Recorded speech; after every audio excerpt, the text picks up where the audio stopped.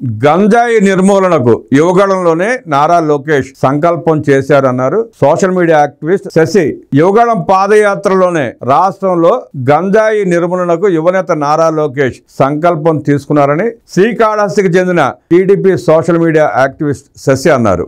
కడప మహానాడులో తొలి రోజు మంగళవారం ఆయన మాట్లాడుతూ కడప అంతా పసుపుతో నిండిపోయిందన్నారు. కడపను దేవుడి గడపగా చెప్పుకుంటాం, అలాంటి గడప నేడు పసుపు మయంగా మారింది. 2019కి ముందు డ్రగ్స్ అంటే ఇంటర్నేషనల్ మాఫియా అంటూ సినిమాలో చూసేవాళ్ళం. గత ప్రభుత్వ నిర్లక్ష్యం వల్ల మన జిల్లాలు దాటి నియోజకవర్గాలు దాటి మన ఇంటి గడప వరకు వచ్చింది. ఎంతో మంది విద్యార్థులు గంజాయికి బానిసై వారి జీవితాలను నాశనం చేసుకున్నారు. గంజాయికి అలవాటు పడితే వారు విచక్షణను కోల్పోయి దొంగతనాలు, దోపిడీలు, మహిళలపై అత్యాచారాలు, అప్పులు చేసి బెట్టింగ్ యాప్లకు బానిసలుగా మారి ఆత్మహత్యలు చేసుకునే స్థాయికి చేరుతున్నారు అన్నారు.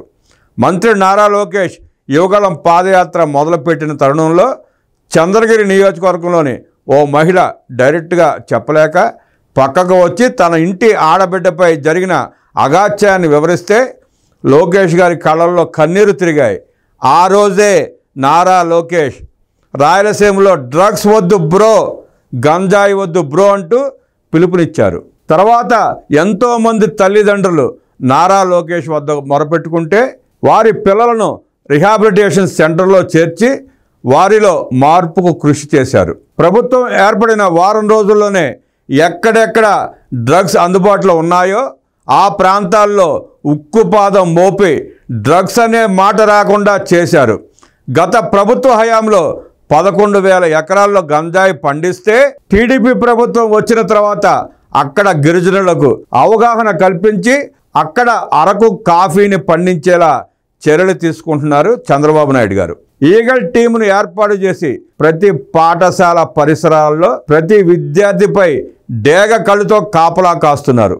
యువగళంలో 20 లక్షల ఉద్యోగాలు కల్పిస్తామని హామీ ఇచ్చిన నారా లోకేష్ అధికారంలోకి వచ్చిన దగ్గర నుంచి అనేక పెట్టుబడులు తీసుకొచ్చి యువతకు ఉద్యోగ కల్పనకు నిరంతర కృషి చేస్తున్నారని మహానాడు వేదికగా శశి తెలిపారు.